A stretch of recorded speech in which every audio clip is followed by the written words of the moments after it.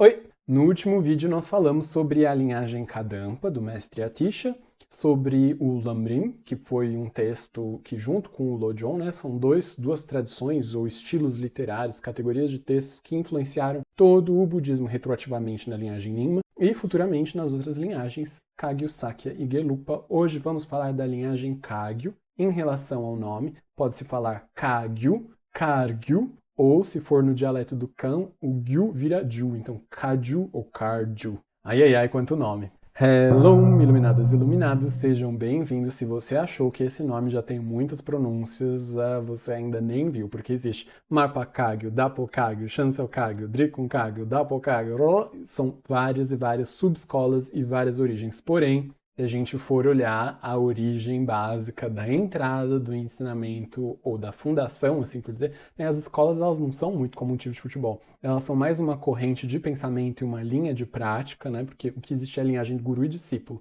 Mas os ensinamentos ali vão se permeando. A linhagem não é também assim, eu sou Gelupa, então eu não posso pisar no outro terreiro, não existe isso. Mas existem duas entradas dos ensinamentos que a gente chama de Kagyu. Uma delas através de Kyunpo Nanjor, que deu origem ao que se chamaria de Champa Kagyu, e a outra através de Marpa, que se daria nome, às vezes chama Dapo Kagyu ou Marpa Kagyu, tanto faz. Em relação ao Kyunpo Nanjor, era um mestre que originalmente era xamã, não estava feliz, se converteu para a linhagem Nyingma do budismo, que agora nessa época já era a linhagem antiga, né, porque já tinha uma linhagem mais nova. Também não ficou muito feliz, resolveu ir para a Índia e recebeu ensinamentos de vários mestres e vários gurus indianos e trouxe uma série de textos e técnicas ainda contemporâneos, né? Os três são contemporâneos, Atisha, Marpa e Kyunpo Nanjor, trouxe ensinamentos que a Atisha também aprovou e esses ensinamentos foram passados secretamente de guru discípulo, linhagem de 1 para 1 por 7 gerações.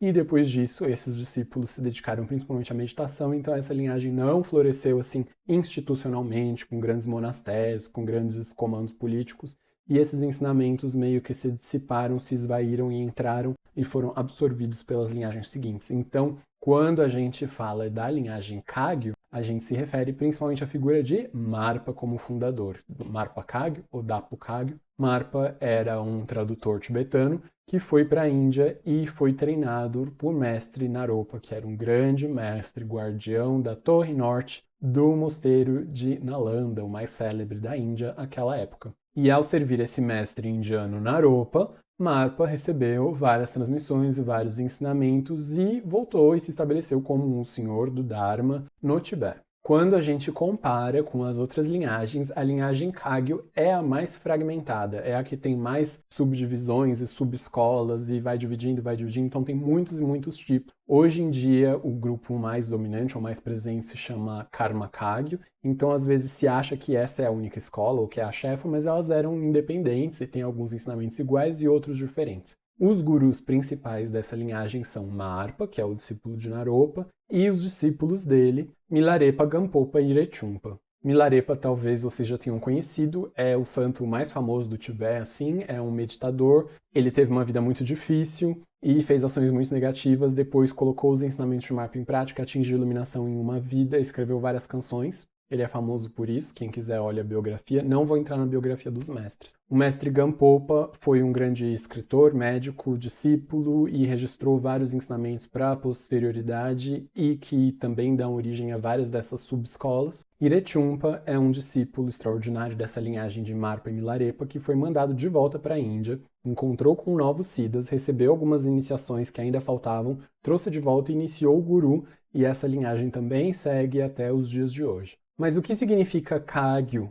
Então, alguns escritores erroneamente dizem que seria Kargyu, Gyu é linhagem e Kar é branco, e aí diriam porque é uma linhagem que vem da Índia, e a Índia é associada com a cor branca e com roupas brancas, e porque Marpa, Milarepa, Irechumpa, enfim, usavam uma roupinha branca, então seria a linhagem do tecido branco. Mas outros autores mais contemporâneos dizem que não, é Ka, o mesmo Ka de Kadampa, de palavra, no sentido honorífico de palavra de Buda, então é a linhagem da palavra, que não seria muito diferente de Kadampa, né? Kadampa é o seguidor da palavra, e Kagyu, a linhagem da palavra, ou seja, existe nessa tradição a linhagem e a transmissão dos ensinamentos de Buda nos seus aspectos de Sutra e de Tantra, ou seja, eles têm a transmissão das instruções orais que receberam do mestre Naropa. E nisso são enfatizados, é claro, tem ensinamentos de Lamrim, né? A gente tem o Ornamento da Libertação de Gampopa, que é um texto também da tradição do Lamrim. Existe o Tenrim, que é o estágio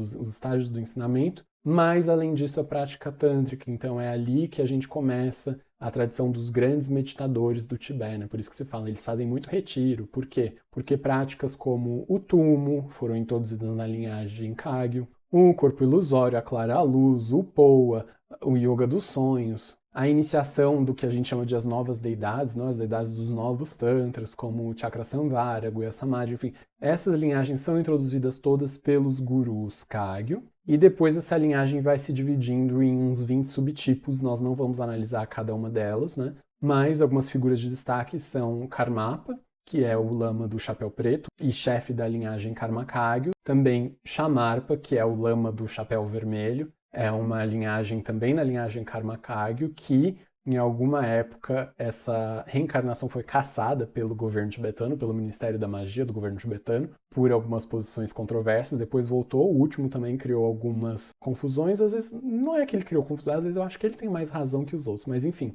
Por isso que eu falo governo bandido, né? Esse governo tem muitos crimes nas costas. Enfim, a linhagem Kagyu, por razões que nós aprenderemos quando virmos a biografia de Marpa, foi se fragmentando em vários tipos, né? Hoje em dia, a principal, né, a mais presente, é a escola Karma Kagyu do Karmapa. E hoje em dia tem duas encarnações ali, tem uma treta na escola. O Shamarpa anterior, tipo, ele morreu tem uns 10 anos. O Shamarpa anterior uma vez entrou no mosteiro todo escoltado pelo exército, tem disputa, briga judicial, dinheiro, posses, né? Porque a reencarnação no Tibete, o sistema de reencarnação no Tibete, que inclusive começou na escola Karma Kagyu com o Karmapa, que é o primeiro lama onde se começa a dinastia da reencarnação, e a dinastia da reencarnação tem direitos sucessórios, né? Então, assim, meu filho é a reencarnação do Bill Gates, portanto, a herança volta toda. Então, você estabelecer primeiro quem é a próxima reencarnação, ou você ter duas encarnações para a mesma pessoa que morreu, é ali uma briga judicial em relação à herança, né? Que é uma herança que não é todo mundo monge, mas esses monges eram também, de uma certa forma, senhores feudais, e recebiam oferendas, tinham terras, enfim. Então, você tem uma sucessão de herança reencarnatória, reencarnacionista. Ai, ai, ai. Ainda nos ensinamentos da linhagem Karma Kagyu, fora essas deidades novas que são trazidas, em especial, em particular, o foco, né? Como na linhagem Nyingma, o ensinamento final é o Dzogchen, a grande completamento, a grande perfeição. Na linhagem Kagyu, o foco final, o último nível da prática, é o que a gente chama de Mahamudra, o grande selo. Não é muito diferente, é um jeito de meditar na vacuidade, tem instruções orais, tem umas coisas meio de yoga e umas instruções de como você atingir as realizações finais. E uma linhagem onde vários mestres atingiram iluminação no Tibete, mas que hoje em dia está bastante fragmentada. Então, se a gente quiser olhar um aspecto, né, bem empobrecido, a linhagem Nyingma, né, focada mais nos tantras antigos e nos rituais, a linhagem Kadampa focava aparentemente só no treino da mente, no desenvolvimento da bodhicitta. A linhagem Kagyu tem essas instruções especiais do Tantra vindos de Naropa e de outros mestres da Índia, e o povo senta e faz retiro, né? Muita ênfase em retiro de 3 anos, e é uma linhagem de yogis, né? Monges e yogis, mas praticantes isolados. Mas é lógico que tem gente na Nyingma que só estuda, tem gente que só faz retiro, tem gente na Kagyu que estuda, tem gente que faz retiro, e assim sucessivamente, né? Isso é uma introdução para a gente conhecer um pouquinho da história das linhagens no Tibete e da escola Karma Kagyu. Ela hoje está bastante dividida, a gente já fez um vídeo sobre a perseguição da escola Karma Kagyu contra a escola Drupa Kagyu, porém, historicamente, a gente tem sublinhagens menores, como por exemplo o Drikung Kagyu, que hoje em dia é bastante pequena porque sofreu um microgenocídio ali nos anos 1500. Ai, ai, ai. A gente volta com a próxima escola no próximo vídeo. Se inscrevam, curtam, compartilhem. Até breve. Tchau, tchau.